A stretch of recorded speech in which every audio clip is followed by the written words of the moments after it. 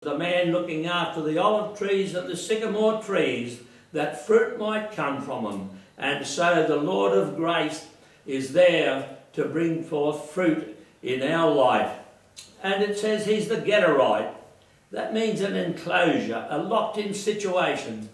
And often we are locked into situations where, just like the children of Israel, when they came to the Red Sea, they had no way to go across, and the enemy, Pharaoh and his army behind them. And all they were told to do, to stand still and see the salvation of the Lord. And when we're in our distress and extremities, the Lord works, and he opened up that sea, and the children of Israel went through on dry ground. And so we pick up some of these mighty men that David had, but we also see how man is tested as we contemplate the trials that people go through. David, through the trials he went through, right from when he stood up against a giant. What a great friendship he had with Jonathan. Jonathan loved him as his own soul, and when he was killed and his father, how David lamented the death of those men. And he said that their love was far greater than the love of women. But then he also knew such sadness.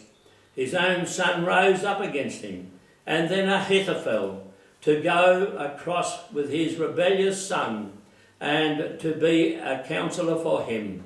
But of course his counsel was thwarted, because David had a true friend in Hushai the Archite, and he was able to tell Hushai to go over and defeat the purposes of the Ahithophel's counsel. What a true friend this man was, to be able to go across and help this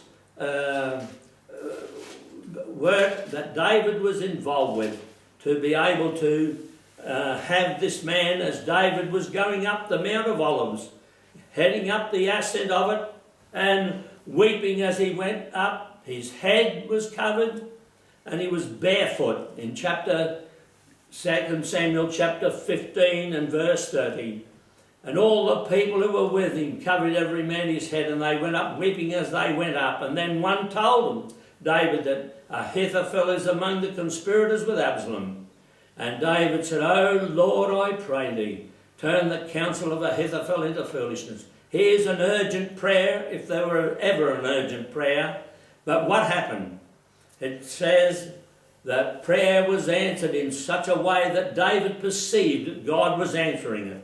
It says, it came to pass when David was come to the top of the mount where he worshipped God, behold, Hushai the Archite came to meet him with his coat rent and earth upon his head. But David said, "Go back, you no good coming with me," and turned that counsel of Ahithophel to foolishness. And then we see that prayer had a twofold aspect, because when David in chapter 16 verse 1 was come past the top of the hill, this is where Ziba met him.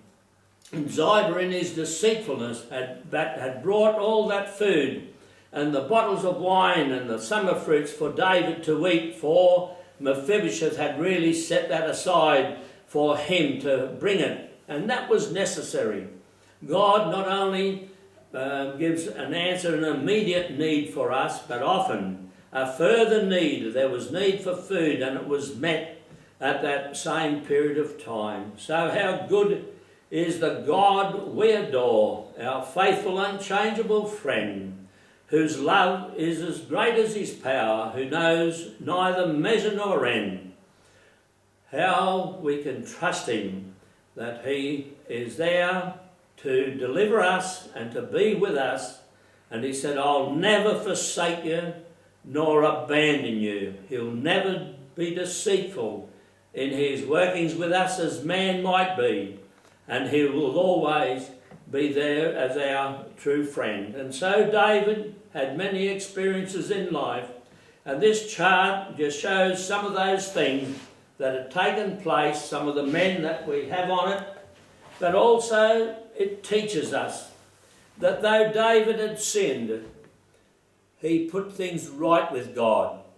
And then God brought about such marvellous things in his life. That dear lady had been a faithful lady, a wife for David. And then, of course, we learn from 1 Chronicles chapter 3 the amazing thing that God, in his mercy, was able to use that dear lady and David. It tells us in 1 Chronicles chapter 3 and verse 5, these were born unto David in Jerusalem: Shimei, Shobab, Nathan, and Solomon, 4 sons of Bathsheba, the daughter of Amiel. And here is the 4 boys. She had suffered the loss of the first child that was born. That Solomon, as we see on the chart, that bottom purple line shows Solomon, the head of that family line, the kingly line in Matthew's Gospel, coming down to the legal father of the Lord Jesus.